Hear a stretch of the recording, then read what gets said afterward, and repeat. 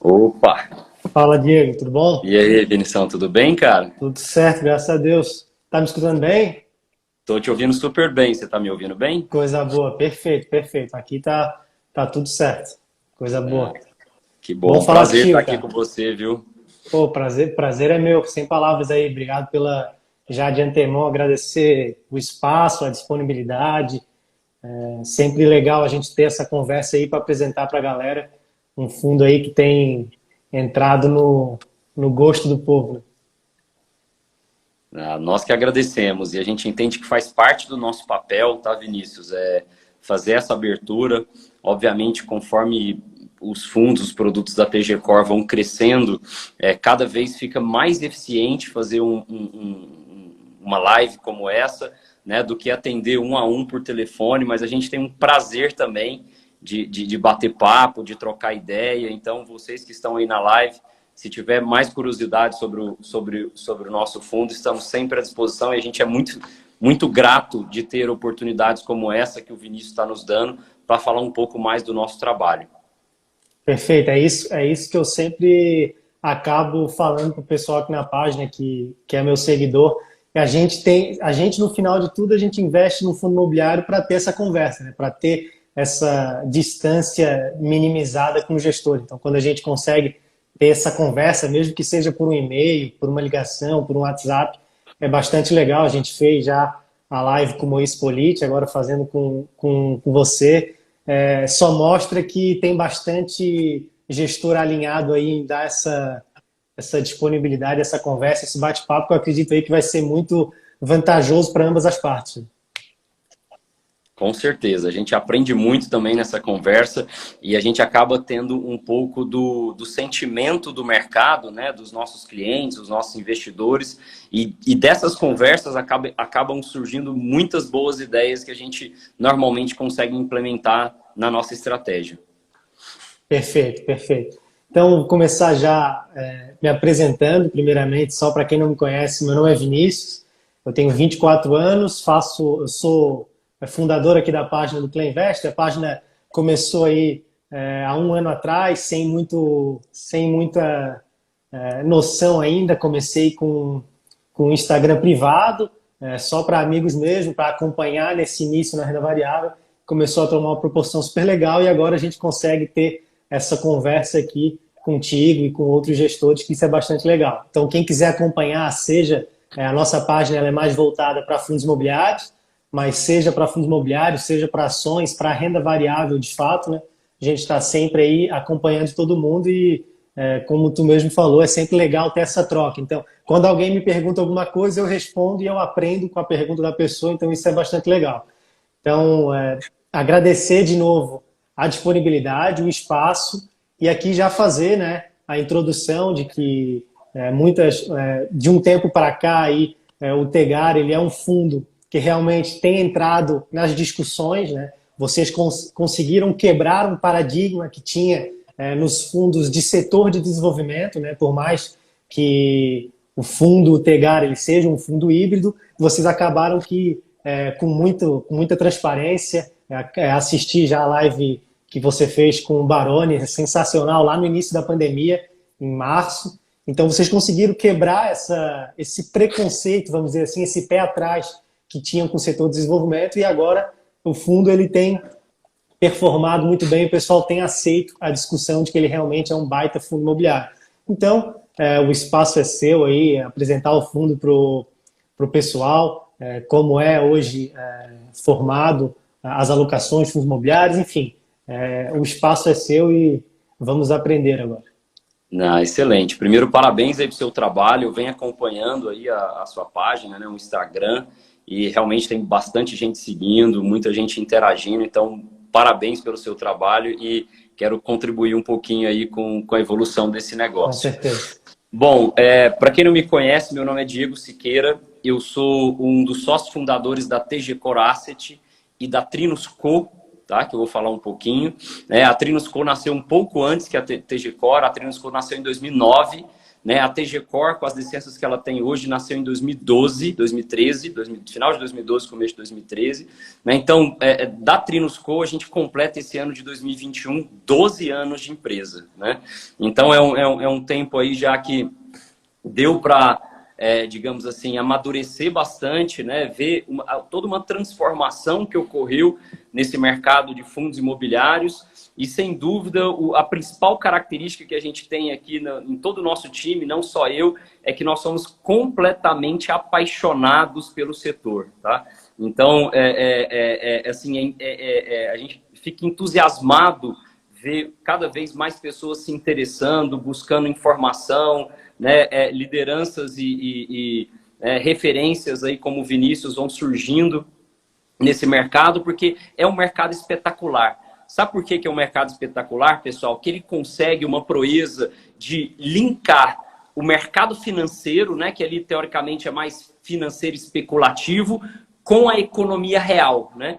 Essa ponte que liga esses dois mercados é muito bacana, porque o dinheiro que a gente coloca num fundo imobiliário, né, necessariamente ele vai lá, no caso, principalmente no desenvolvimento, como é o Tegar, ele vai para investir numa SPE, numa sociedade de propósito específico, e dentro da SPE a gente contrata engenheiro, arquiteto, mestre de obra, pedreiro, compra matéria-prima, brita, cimento, asfalto, tijolo, bloco, contrata um monte de serviços, projetistas, né? Então a gente gera emprego, a gente gera renda e gera crescimento econômico. Né? E essa ligação da economia real com o mercado financeiro é que me deu um clique lá em 2006, 2007, quando eu estava começando a minha carreira, Vinícius. Eu sou natural de Goiânia, mas acabei me mudando para São Paulo em 2001 para fazer faculdade.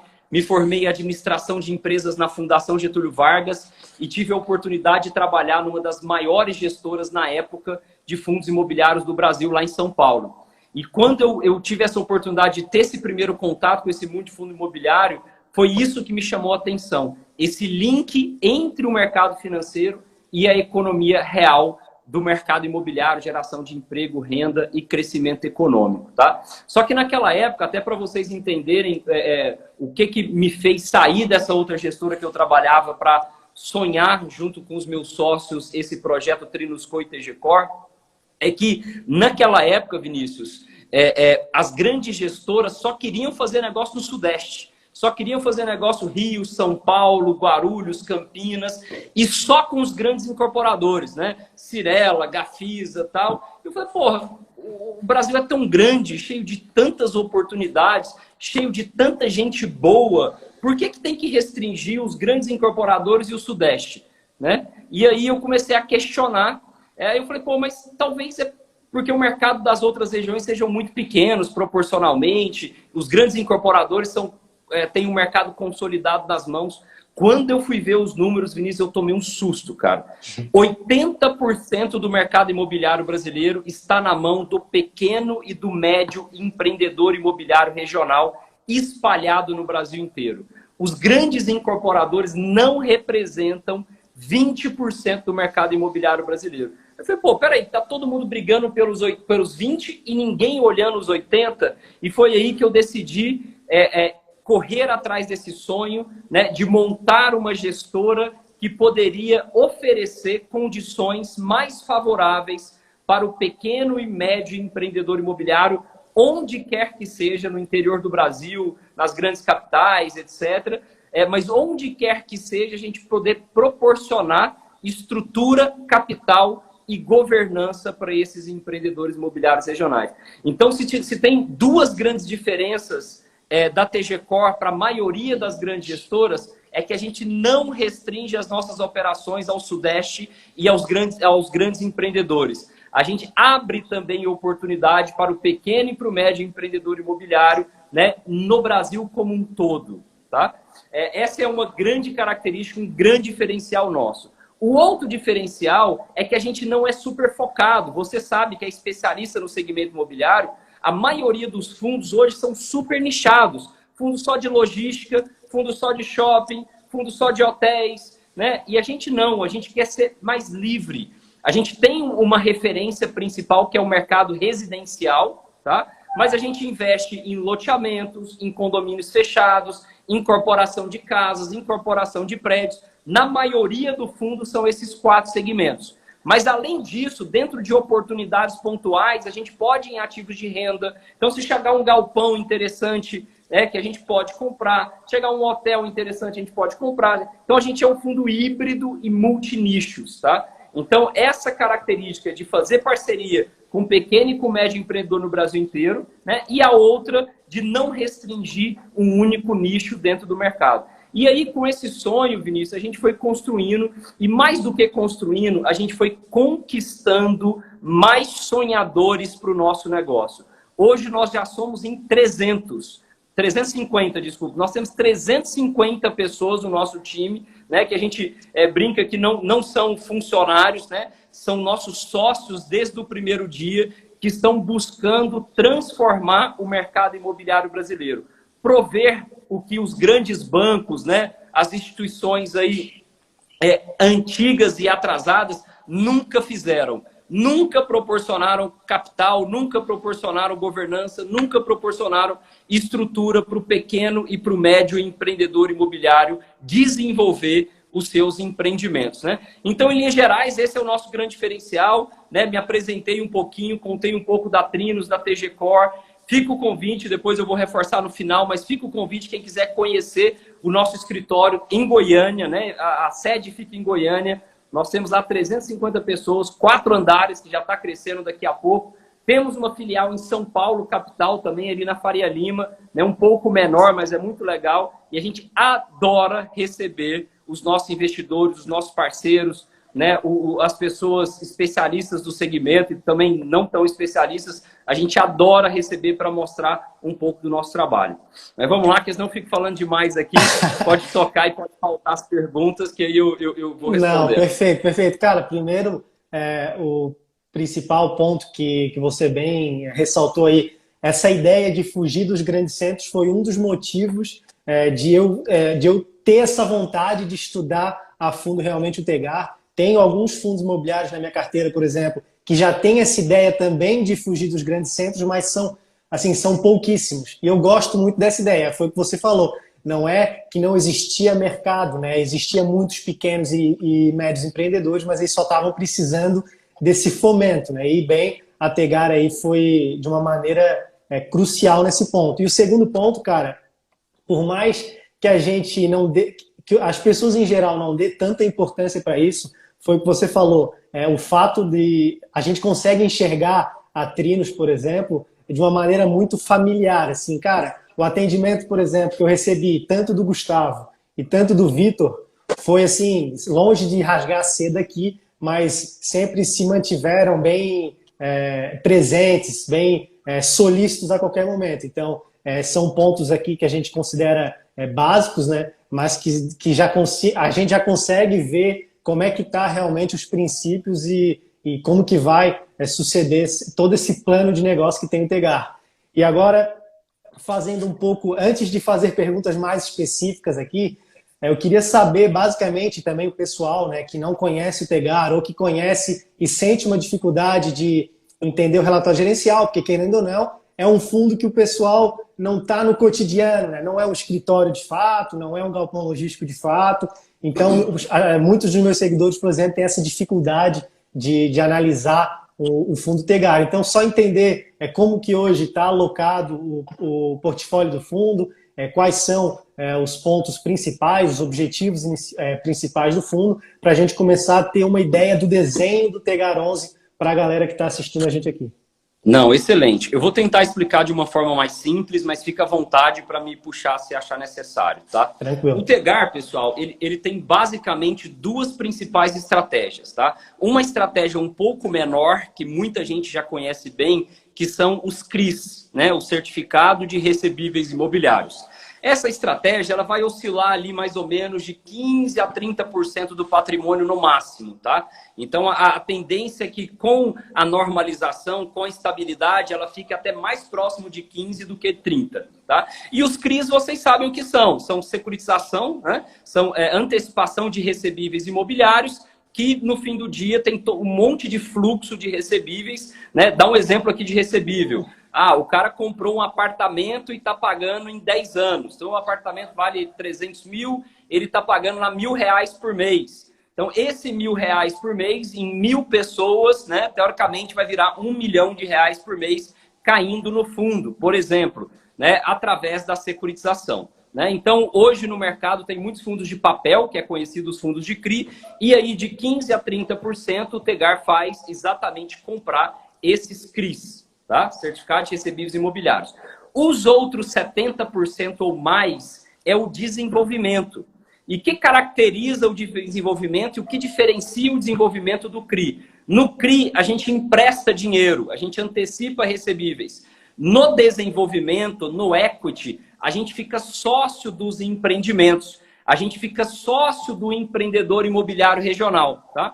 Então, te dar um exemplo aqui para vocês. Vamos supor que um empreendedor lá de Florianópolis está querendo desenvolver um prédio, né, no bairro lá interessante, que ele identificou que tem um potencial, demanda por aquele tipo de apartamento, sei lá, um quarto e 2 quartos, com 100 e poucos metros quadrados, e ele desenhou o projeto, fechou o terreno, aprovou o empreendimento, pô, mas ele não tem todo o dinheiro para colocar lá, porque às vezes o dono do terreno precisou do adiantamento, tem que pagar o projeto, tem que pagar uma série de coisas, e aí ele convida o Tegar, ou a TG Cor, para entrar como sócio com ele nesse empreendimento.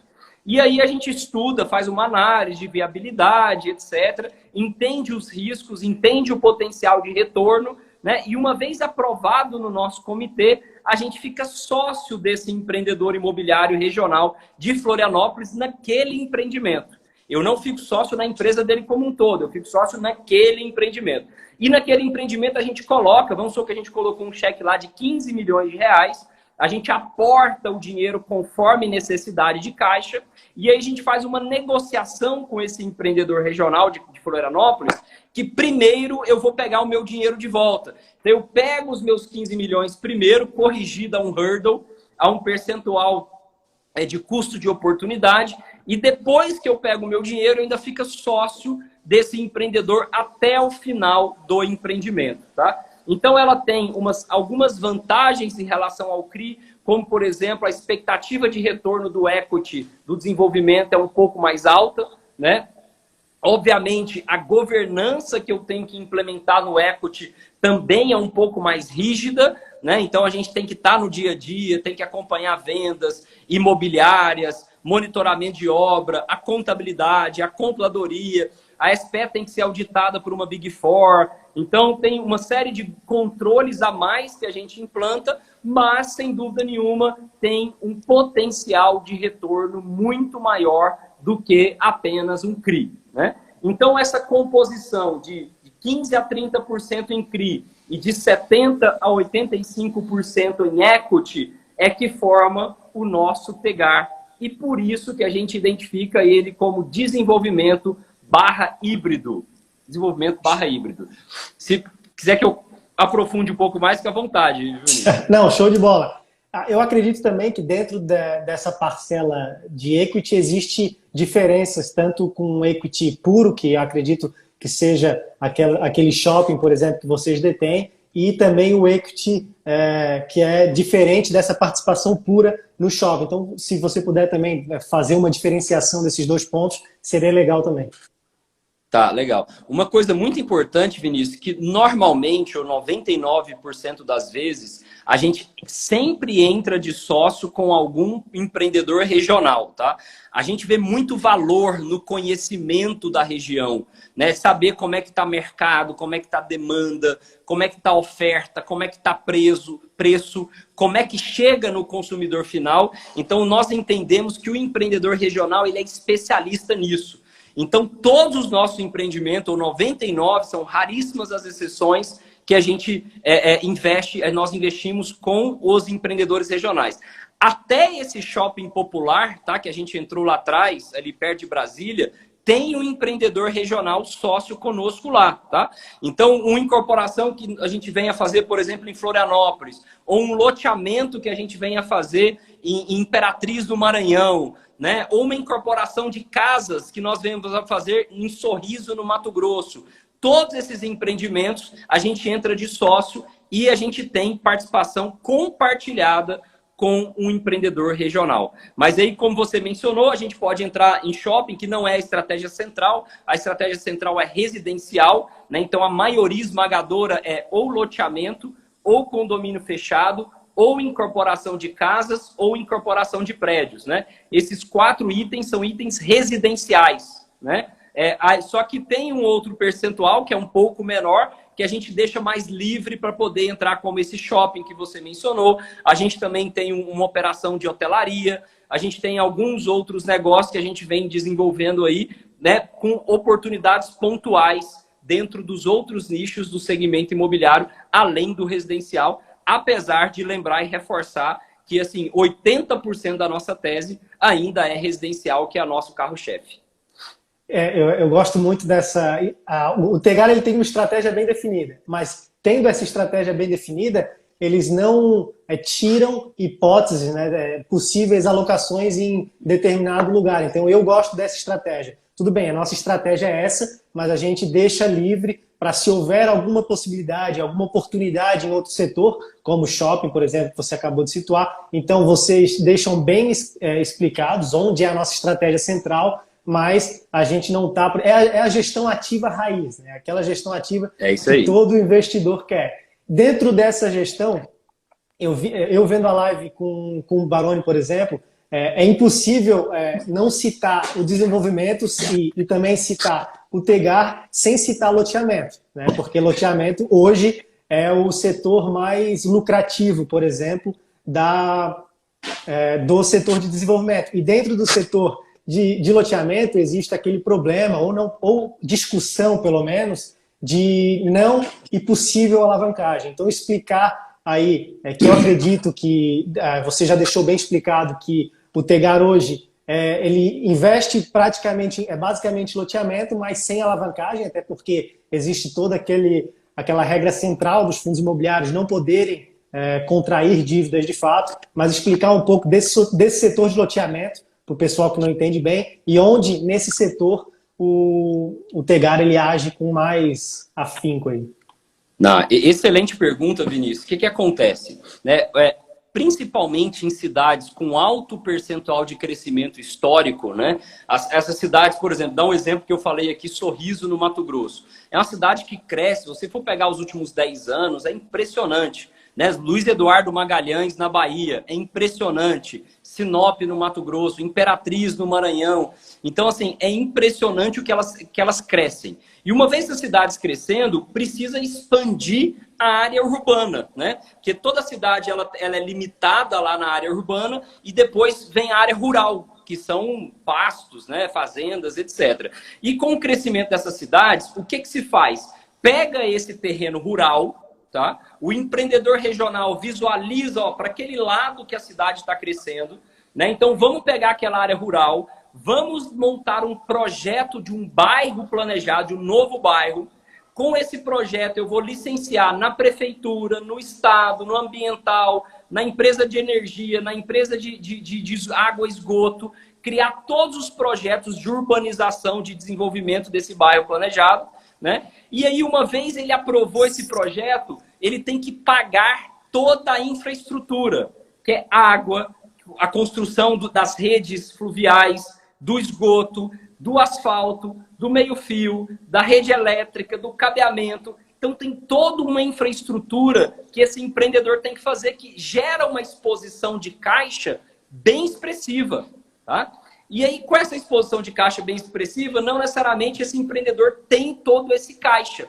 Então, a gente acaba sendo um candidato a ajudar esse empreendedor a investir junto com ele esse capital. Normalmente, esse empreendedor coloca um pedaço do dinheiro necessário e o nosso fundo coloca a maior parte do dinheiro necessário para fazer toda essa infraestrutura, né? Por isso, e aí, cara, o que acontece? A gente pega um terreno grande e parcela, por isso chama parcelamento de solo, parcela em terrenos menores, com arruamento, com meio-fio, tal, etc. E nós vendemos cada um desses lotes para um determinado comprador.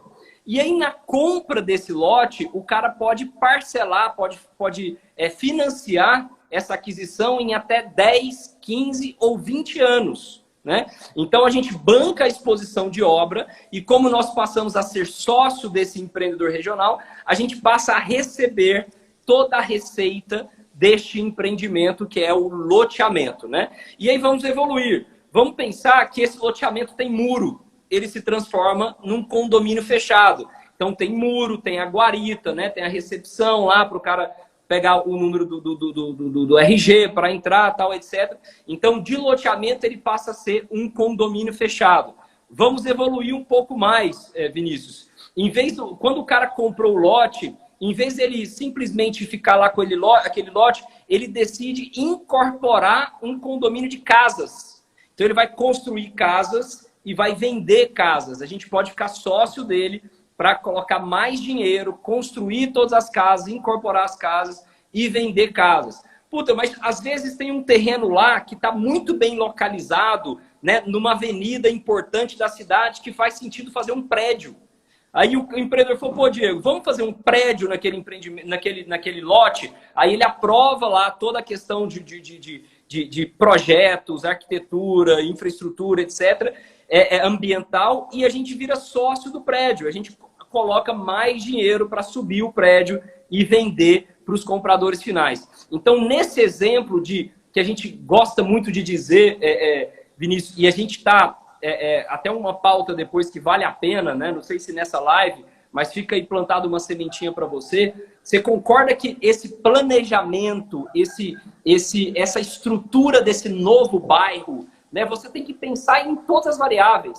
Tem que pensar em transporte público, tem que pensar em energia renovável, para ver se tem alguma forma de otimizar a cadeia energética daquele empreendimento. Você tem que pensar em tratamento de esgoto, criar uma ET para não derramar o esgoto direto nos rios, né? Você pode pensar em convivência social, né?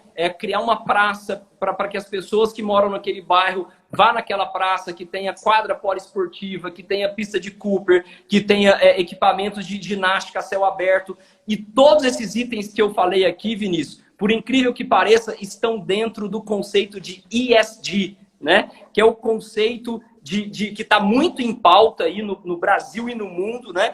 E provavelmente a gente está lutando, a gente está conversando com muita gente para tentar fazer o primeiro bairro planejado com carimbo, com selo ESG do Brasil, tá? E a gente, sem dúvida nenhuma, está correndo muito para enquadrar em todos esses itens. Então, assim, a gente acaba transformando as cidades, né? A gente leva infraestrutura, leva todos esses conceitos que eu passei para você de bairro planejado para essas cidades que têm potencial de crescimento, que demandam mais moradores, que mais pessoas, mais mão de obra, mais especialistas, que normalmente até migram de outras cidades para essas cidades e precisam ter onde morar. E a gente vem com essa solução em parceria com o empreendedor imobiliário regional para ajudar a desenvolver as cidades. Pô, sensacional. Sensacional. Até uma moça colocou aqui, onde há espaço, o novo prospera. E nisso, com certeza, o Tegar ele vai ser precursor tanto nesse ESG que acabaste de comentar, se tudo der certo, e com certeza tudo vai dar. Então, para resumir também, hoje o Tegar ele está mais alocado nessa explicação inicial que tu desse de loteamento. Então, hoje, basicamente, os empreendimentos eles são baseados na premissa de loteamento, certo? A maioria deles em exposição de capital, sim, mas a gente vem crescendo muito os outros três, tá? Que o segundo seria o condomínio fechado, que é o loteamento com muro e guarita. O terceiro é a incorporação de casas e o quarto é a incorporação de prédios. Então a gente deve crescer muito esses outros três também, mas você está completamente correto. A maior parte da nossa exposição hoje ainda está em loteamento aberto. Show. E teria como fazer todo esse operacional com alavancagem e vocês fazem sem alavancagem? O que acontece, Vinícius? É importante mencionar isso. Você falou com muita propriedade. Os fundos imobiliários eles não podem se alavancar, tá? Ele não pode pegar dinheiro emprestado no mercado.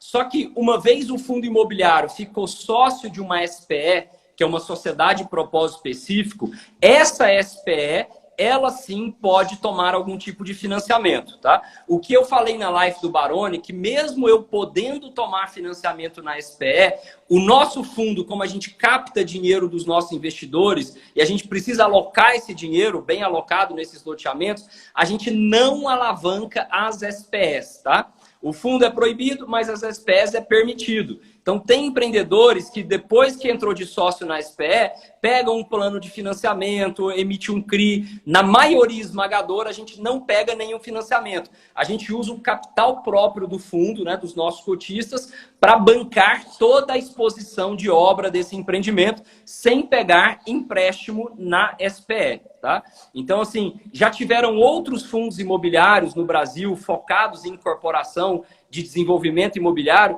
que 100% da posição dele era alavancada. Ele ficava sócio da SPE e a SPE pegava plano de financiamento de obra, por exemplo. Tá? A gente até faz, em alguns casos, essa estratégia, tá? Mas ainda representa um percentual muito pequeno da nossa carteira. Por isso que eu falo com tranquilidade que a maior parte esmagadora da nossa carteira está desalavancada em financiamento nas SPEs.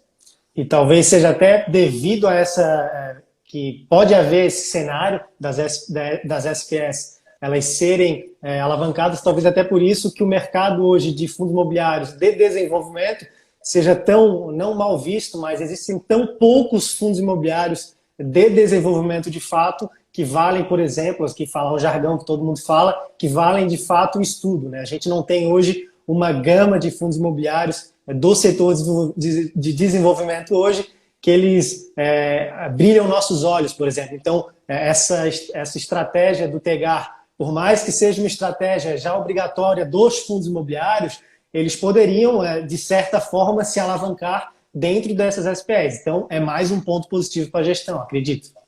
Exatamente. E volto a reforçar, Vinícius, a gente só consegue fazer isso através dessa parceria estratégica com o empreendedor imobiliário regional. É esse cara que tem o profundo conhecimento da região, que sabe as tendências, sabe o que está estocado, o que vende, para quem vende, como vende. Então, a gente agradece e, como se diz, é muito feliz de ter ancorado toda a nossa estratégia com essa parceria com os empreendedores regionais. Exatamente, até porque é impossível vocês serem experts e saberem da real situação de uma determinada região, então é importante que vocês tenham essa conversa, né? Então, já para finalizar esse ponto das SPEs, a Priscile perguntou aqui quantos por cento hoje representa a alavancagem através das SPEs. Não sei se vocês têm esse número, né? Priscila, muito bacana a pergunta, né? O último relatório, esse número estava em torno de 2%. Né? Eu estou tentando aqui, peraí, que eu acho que eu achei. Hoje esse número está próximo a 2,5% do patrimônio do fundo, que são SPEs que tenham operações de alavancagem. Então, assim, a grande esmagadora, 97,5% do fundo não tem alavancagem nos empreendimentos que a gente investe. Bem baixo, 2,5% é bem baixo. Eu sabia do número de 2%, agora saber que mudou apenas para 2,5% realmente é mais um ponto aí. Diego, não sei se encaixa nesse momento da explicação, mas, por exemplo, dentro de loteamento, dentro desses empreendimentos, de fato, existe o LTV, que basicamente é o Loan to Value. E, salvo engano, eu escutei você dizer que gira em torno ali de 50% esse número de LTV. Então, explica para o pessoal, na verdade, o que esse 50% representa e o que ele dá de tranquilidade para a gestora TEGAR no decorrer dos empreendimentos. Bom, excelente pergunta, Vinícius. E é muito importante eu explicar que o LTV ele só funciona para as operações de CRI, né, que são operações de crédito, né? Porque, como você muito bem disse, o LTV é loan to value, né? Em relação, loan é empréstimo e value é o valor do ativo. Então, quanto que o empréstimo que a gente faz nas operações de securitização representa do valor do ativo? Então, se o LTV fosse 50%, significa que a cada 50 mil reais que eu emprestei, eu tenho 100 mil de garantia. Né? Então, quanto menor o LTV for, mais seguro eu estou nas minhas operações. E aí vocês podem acompanhar através do relatório gerencial, que a gente descreve cada operação de CRI, né, que a gente tem, sei lá, umas 30 e poucas operações de CRI na carteira, cada uma delas, quanto que está o LTV, quanto que está o loan to value. Então, se o LTV daquela operação de crédito lá no Mato Grosso está em 30%, significa que a cada 30 mil que eu emprestei para aquele cara, ele tem 100 mil de garantia. Tá? Então, realmente é um LTV muito expressivo, muito bom, né? E se você for pegar a média do LTV nosso, deve girar para baixo de 50%. Isso dá um conforto que a nossa carteira de crédito, a carteira de CRI, né, tem uma segurança bastante estabelecida, porque tem muito mais garantia do que o saldo devedor dos empreendimentos com o nosso CRI. Perfeito. Tem bastante fundo de recebíveis aí com LTV para cima de 60%. Então, realmente, abaixo de 50%, a gente consegue já ter vamos dizer assim, um poder a mais em cima da inadimplência, um poder a mais em cima da gestão, em cima da dívida. Então, acredito que aí seja mais um ponto para a gestão. Não, por mais que seja aí, eu tirei esse número do relatório gerencial de 29,80% hoje do portfólio do fundo ser CRIs, e dentro dessa porcentagem ter os LTVs, né, abaixo de 50%. É interessante também. Outro ponto que, por mais que não seja tão mensurável, porque é meio subjetivo, em fundos de papéis, por exemplo, o valor patrimonial da cota, ele é precificável de uma maneira tranquila. Já nos fundos de tijolos, tem aí uma precificação uma vez no ano, uma reavaliação desse valor patrimonial. Qual é a dificuldade, se existe uma dificuldade, e como é reavaliado esse valor patrimonial do fundo Tegar 11? Acredito que seja também, recentemente teve um aumento, salvo engano, e acredito que seja uma questão a ser discutida também. Não, excelente, com certeza. Essa é uma questão muito importante, porque, como você mesmo disse, nos fundos de CRI, a marcação é conhecida como marcação a mercado, né? Então, os administradores fiduciários criam uma curva de juros futura e, através do spread, ele vai calculando qual que é o valor correto daquele CRI todos os dias, praticamente, né? Quando se fala de fundo de tijolo, né, eu vou para o outro extremo, um fundo de shopping, por exemplo, a avaliação, a marcação é através de laudo. Então, contrata uma empresa para fazer o laudo, eles fazem uma avaliação, um valuation, e fala que aquele shopping vale X reais, tá? No nosso caso de desenvolvimento, não é nenhum nem outro, tá? De acordo com a regra da CVM, Vinícius, a regra de marcação dos valores dos ativos de fundo de desenvolvimento é através de equivalência patrimonial. O que seria equivalência patrimonial? Como eu mencionei para vocês, o fundo ele fica sócio de uma SPE, de uma sociedade de propósito específico, que é uma empresa criada especificamente para desenvolver o empreendimento X, né? Então ela foi criada para construir um prédio naquele endereço, tal. Beleza. Essa empresa, ela tem demonstrações financeiras. Ela tem o DRE, né, que é receita, despesas, provisões e lucro, e ela tem o balanço patrimonial, que é o ativo, passivo e o patrimônio líquido. O patrimônio líquido nada mais é do que o capital social, quanto a gente colocou de dinheiro nela, né? Mais ou menos o lucro acumulado, né? Se ela deu lucro, vai somar, se ela deu prejuízo, vai diminuir. Então, essa capital social, esse patrimônio líquido, o capital social mais lucro acumulado, é exatamente o valor que sobe via equivalência patrimonial para formular a precificação patrimonial do fundo, tá? Pô, Diego, então se você tem esses demonstrativos mensalmente, por que não subir isso mensalmente, tá? Porque, apesar de não ser obrigatório, Vinícius, a gente toma um cuidado muito grande, que é de 100% dessas SPS que a gente investe serem auditados por um auditor externo entre os 4 maiores auditores do mundo, tá?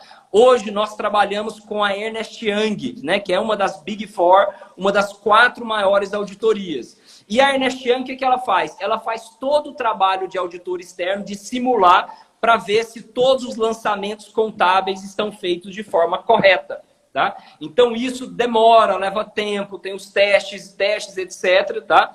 Só que a gente está querendo, né? Ano passado, 2020, a gente fez só uma reavaliação no ano, tá? Mas o nosso esforço, eu tive uma reunião com a Ernst Young agora no começo do ano, e o nosso esforço é começar a reduzir esse período, né? Provavelmente esse ano vai ser 2 vezes por ano, e o ideal é que seja 4 vezes ao ano. A cada trimestre a gente tenha uma subida dessa equivalência patrimonial, puxando do patrimônio líquido de todas as SPEs investidas para a cota patrimonial do fundo estar atualizada. Lembrando que a regra da CVM é que eu tenho que fazer isso no mínimo 1 vez por ano. Então, ano passado a gente está enquadrado, mas a ideia é que a gente evolua para ser mais eficiente do que a CVM nos exige. Perfeito, perfeito. Longe de fazer aqui qualquer admiração platônica, mas é mais um ponto para a gestão. Porque se hoje ela está enquadrada nas regras da CVM, que basicamente é quem regula, então sobe lá essa informação 1 vez no ano. Esse ano, basicamente, vão ser 2. E mesmo assim, ainda o propósito da gestão é subir 4 vezes. Acredito que isso seja legal também para o cotista, ter essa informação, por mais que não seja obrigatório, ter essa informação é bastante legal. E como agora a gente se direciona para o fim da live, e acredito que, de uma maneira geral e rápida, todo mundo tem entendido agora como funciona o fundo Tegar, como funciona a gestão Tegar, quem é o Diego, né? Quem é o cara por trás do comando ali, e acho isso muito interessante. A primeira pergunta, e eu acredito que eu já vi aqui umas 3 pessoas fazendo essa pergunta, é quais são as perspectivas para o fundo, tanto para curto, médio e longo prazo. Acredito que essa resposta tem muito a ver com a ideia do fundo, então quem já entende o portfólio do fundo já tem basicamente uma noção dessa movimentação no curto, médio e longo prazo. Mas a gente também flutua aí por um aumento, querendo ou não, e é inevitável, dos juros, tanto a taxa básica de juros, que é a Selic, está prevista para 3%, para 4% nos próximos anos. Então, o que isso pode afetar, né? O que essa taxa de juros afeta a economia, tanto de desenvolvimento, que querendo ou não está ali inserida na construção civil, e quais são as perspectivas futuras para o fundo? Excelente, cara. Assim, eu vou até expandir um pouco a visão e incluir a minha humilde opinião referente à perspectiva para o mercado imobiliário brasileiro como um todo, tá? Porque, de uma certa forma, o Tegar, ele nada mais é do que o reflexo do mercado imobiliário, né? Então, como ele está em vários estados, né? Hoje são mais de 13 ou 14 estados, e a ideia é expandir mais de 60 municípios. Então, ele reflete exatamente a tendência do mercado imobiliário brasileiro. E para isso, eu vou lembrar quem está aqui nos ouvindo que o mercado imobiliário brasileiro passou, nos últimos praticamente 10 anos, por muitos desafios, tá? Bom, eu vou ser um pouco mais rigoroso, pelos últimos 7 anos, muitos desafios, né? Quando a gente iniciou todo esse mercado em 2009, né, como criando a Trinos e a TG Core em seguida, estava meio que no fim da festa. O mercado imobiliário tinha tido um crescimento robusto ali de 2005 para frente, 2007, aí veio 2008 com a crise americana lá do mercado imobiliário, que afetou o mercado financeiro como um todo. No Brasil, ele não chegou a ter um reflexo muito alto e logo o mercado imobiliário continuou bastante forte. Só que de 2013 para cá, Vinícius, o mercado imobiliário não andou, né? Se você for pegar empreendimentos imobiliários que foram lançados nessa época, né, e pegar o preço do metro quadrado, né, não precisa ir muito longe, no Itaim, em São Paulo, pega o preço do metro quadrado que vendia-se em 2014, 2015 e pegar o preço hoje, provavelmente ele não atualizou a inflação, tá? Porque logo depois que veio o período positivo, até 2012 mais ou menos, né, veio períodos de muito desafio, crise política, crise econômica, impeachment, né, Joesley Day, greve dos caminhoneiros, né? E aí quando a gente achou que ia deslanchar, coronavírus. Então a gente está com muitos anos que eu falo que está com prêmio comprimido, tá? O preço do metro quadrado ainda está muito restrito, tá? Se você for olhar outros segmentos, né, que até é um pouco mais próximo aqui do Centro-Oeste, por exemplo, o setor do agro. Se você for olhar o preço da soja, Vinícius, ela saiu lá de R$60 para 150.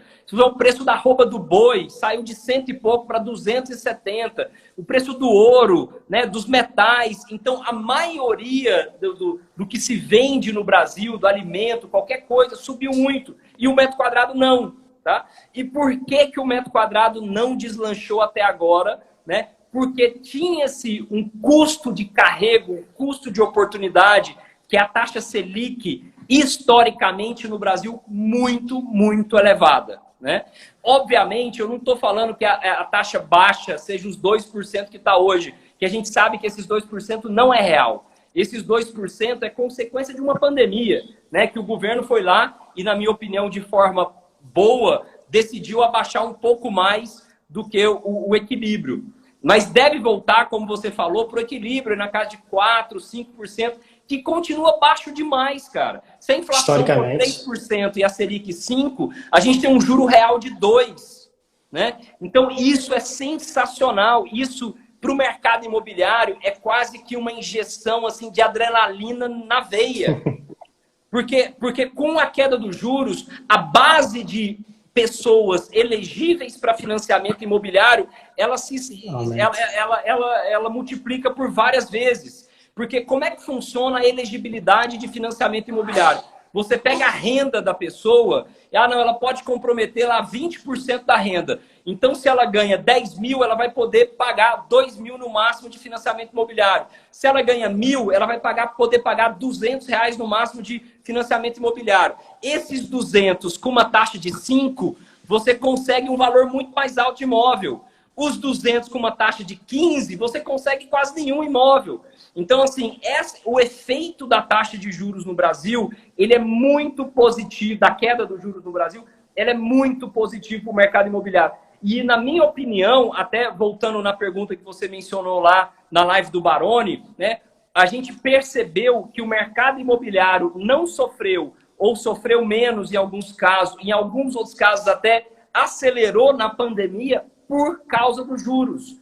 Os juros baixos, sem dúvida nenhuma, é o grande fator que, na pandemia, não permitiu que o mercado imobiliário piorasse e que, mantendo esses juros baixos, que a gente acredita que vai manter na casa de 4% a 5%, o mercado imobiliário, nos próximos 5 anos, vai aquecer muito. Na minha opinião, o metro quadrado vai aquecer, os empreendimentos vão aquecer, o percentual do PIB brasileiro em financiamento imobiliário, que hoje gira em torno de 10%, vai aumentar, talvez até dobrar, na minha opinião. Então, assim, vai ter muita coisa para se fazer no mercado imobiliário. Né? E ainda mais, essa oportunidade que a gente está dando para os empreendedores regionais, que são os profundos conhecedores da região, com suporte de governança, de estrutura e de capital que a gente vai dar, né, cara, a gente pode sim revolucionar o mercado imobiliário brasileiro, ou até, como a gente gosta de falar, revolucionar a forma do brasileiro morar,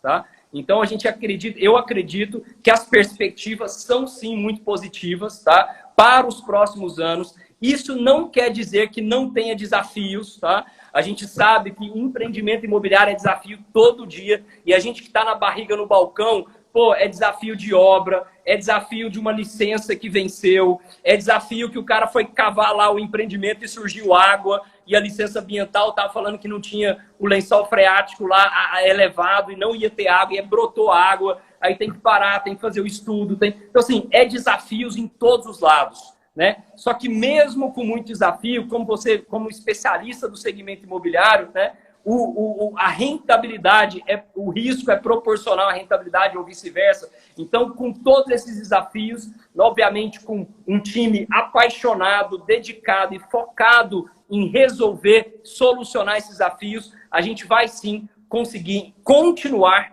entregando retornos robustos e consistentes para os nossos investidores. E mais do que isso, Vinícius, conseguir transformar o mercado imobiliário brasileiro, que esse é o nosso grande objetivo. Cara, tá mais do que respondido. Assim, 2 pontos que eu preciso comentar também. Primeiro, é que aqui em casa também, aqui embaixo, a gente está em obra e, cara, é problema todo dia, não tem para onde fugir. Então, se tivesse um profissional aqui, o cabeça de chave aqui para resolver os problemas é meu pai. Mas se tivesse um cabeça aqui, talvez seria muito mais bem resolvido. Mas, de fato, todo dia problema, problema, problema. E a gestão desse problema é a melhor coisa que tem. Outro ponto, transcendendo para ações também, você falou, teve momentos da crise que até o mercado imobiliário saiu melhor do que a gente imaginou que seria até prejudicado. Cara, a gente viu aí MRV, Cyrela, JHSF, grandes empresas tendo resultados trimestrais que a gente jamais imaginaria em momentos de pandemia. Então, realmente, a taxa Selic, estando ali nos patamares, e por mais que a gente preferia que não fosse nessas circunstâncias de pandemia, de Covid, que seja, realmente anima, né, dá todo um fomento para a construção civil. Isso está mais do que respondido, assim, até foi uma aula, na verdade, respondeu mais do que precisaria ter respondido, e eu não poderia terminar essa live com outra pergunta, senão essa. Né? Eu lancei uma caixinha de perguntas e a pergunta que mais veio foi essa, querendo ou não, mas antes de fazer essa pergunta, já tenho que salientar que o Fundo Tegar hoje, tu bem falou no início da live, vocês empregam mais de 300 profissionais, mais de 350 profissionais. Então, de fato, tudo isso reflete nessa taxa. Né? Então, gostaria que tu me explicasse essa taxa de performance, que hoje é 30% do QCD 100% de CDI, já foi 20%, e também a taxa de administração, que foi reduzida de 2% para 1,5%. Então, só gostaria de entender essa balança que foi feita e também explicar o porquê dessa taxa tão alta e se em algum momento já passou pela cabeça a mudança do benchmark, né, que hoje é o CDI, e a gente sabe que o CDI está remunerando muito baixo. Não, excelente, Vinícius. Eu adoro responder essa pergunta, né? Que é uma pergunta que eu acho que, de uma certa forma, mostra a nossa preocupação e ter prioridade com o nosso investidor, tá? Quando a gente montou esse fundo, Vinícius, foi em 2016, tá? Naquela época, a Selic estava lá na casa dos seus 10% ao ano, aproximadamente, né? E, por consequência, o CDI, como todos nós sabemos, anda muito próximo da Selic. Então, o CDI também estava na casa dos 10%. E a gente começou a comparar com os outros fundos do mercado e viu que tinha alguns outros fundos de desenvolvimento que tinham o CDI como benchmark. E aí você pensa, se eu entregar acima de 10%, nada mais justo do que eu ter uma performance em cima desse rendimento adicional, né? Então, foi mais ou menos essa a ideia que a gente fez lá atrás, tá? Só que nem eu, nem você, nem ninguém imaginava que a Selic ia cair tanto, de uma forma tão abrupta, né? Ela foi lá para níveis baixos, de 5, 6, 7, mas na pandemia ela mergulhou para 2%. Quando a gente viu que mergulhou no ano passado, a gente tomou uma decisão de ato unilateral do gestor e abriu mão de parte desta performance, tá? Mesmo, como você mencionou, tendo a defesa da tese, que a gente tem muita gente trabalhando, que tem que remunerar, que tem que justificar e, principalmente, a gente mesmo com essa taxa de performance está entregando bom resultado para o nosso investidor, né? Ano passado, Vinícius, a gente entregou na casa de 9,9%, quase 10% no ano de dividend yield. No ano que a Selic média foi lá, sei lá, 3%, 4%. Então, assim, a gente entregou muito prêmio em relação à Selic, ao mercado como um todo, etc. E a nossa perspectiva é manter esses níveis de entrega, né? Então, a prioridade, o principal recado que eu gostaria de deixar aqui, que eu já falei, no dia que a performance começar a prejudicar o retorno que eu dou para o meu cotista, nós vamos, mesmo que seja de forma unilateral, assim como fizemos ano passado, a gente vai abrir mão de parte dessa taxa, tá? Só que tem um outro ponto, né? A gente mudar o benchmark, a gente teria que mudar para um IPCA, ou para o INCC, ou para algum outro tipo de indicador que está mais alinhado com o nosso mercado. E aí, só que tem alguns desses indicadores que estão super voláteis. Vamos supor que a gente teria mudado para IGPM no ano passado. Cara, a IGPM deu 22%. Da mesma forma que não tem lógica o CDI dar 2%, não tem lógica o IGPM dar mais de 20%. Né? Então, o que a gente está fazendo? Pô, como eu tenho na manga essa prerrogativa de abrir mão de parte da taxa, eu estou esperando a poeira baixar, né? A gente está aí, graças a Deus, no final de pandemia, se Deus quiser, com essa vacinação até o meio do ano, né? A gente volta à vida normal, né? O mercado vai se equilibrar, porque apesar do mercado imobiliário não ter sofrido tanto, tem vários outros setores que sofreram pra caramba, né?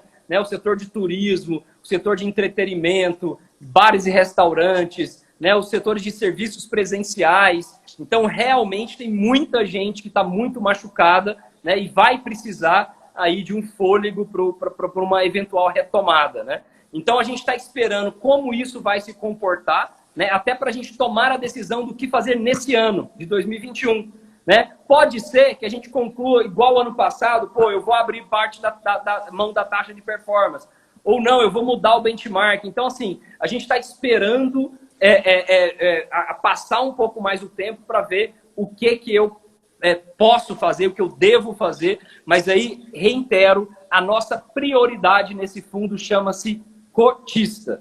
Se o cotista não estiver recebendo os dividendos planejados, né, que é mais ou menos o alvo aí na casa de 10 e 10,5% ao ano, se ele não estiver recebendo isso, nós vamos ser os primeiros a levantar a mão e mudar a regra dessa performance, tá? Mas, por enquanto, a gente está entregando um bom dividendo, né? A gente deve continuar entregando um bom dividendo e vamos esperar, na minha opinião, os juros vai começar a subir daqui a pouco, então isso já equilibra um pouco esse benchmark.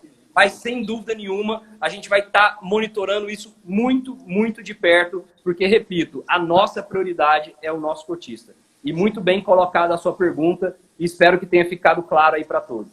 Não, perfeito. E até antes, as pessoas sempre me perguntam também, e não só no Tegar, alguns fundos ainda possuem taxa de performance em cima do CDI, cara, e eu sempre respondo da maneira, para mim, mais lógica que existe. Seja CDI, seja IPCA, seja IGPM, o benchmark da taxa de performance, o fundo está te performando bom? Tá dando uma performance legal? Tá de acordo com a tua estratégia? Então eu não me importo, né? É justo que o fundo ele tenha uma taxa de performance a partir do momento que ele esteja entregando, como o Bento disse, acima de 9,5% de DI anual. Então, eu não vejo problema nenhum. Agora, se o fundo estivesse entregando 6%, por exemplo, e tivesse essa taxa de performance, talvez me incomodaria. Então, não é algo que eu me sinta incomodado, tá? Então, cara, fechando essa live, primeiro, te agradecer de verdade mesmo pelo espaço aqui, pela disponibilidade. Acredito que, tanto para mim, tá?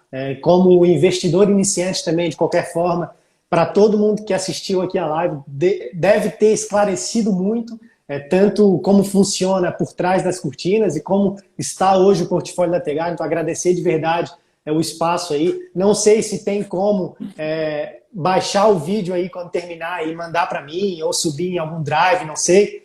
Então, se houver essa possibilidade, agradeço bastante. E aí estou disposto sempre a qualquer espaço que vocês queiram ou que eu queira. É muito legal ter esse espaço aqui de conversa e espero que tenha sido engrandecedor para todo mundo que escutou, para todo mundo que participou. E, de novo, cara, muito obrigado mesmo. Como eu costumo sempre dizer aqui, ganhou um amigo já.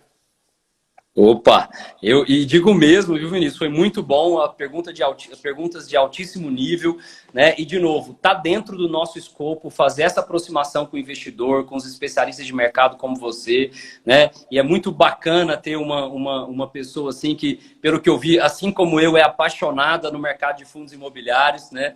Então, estamos juntos, também ganhou um amigo aqui.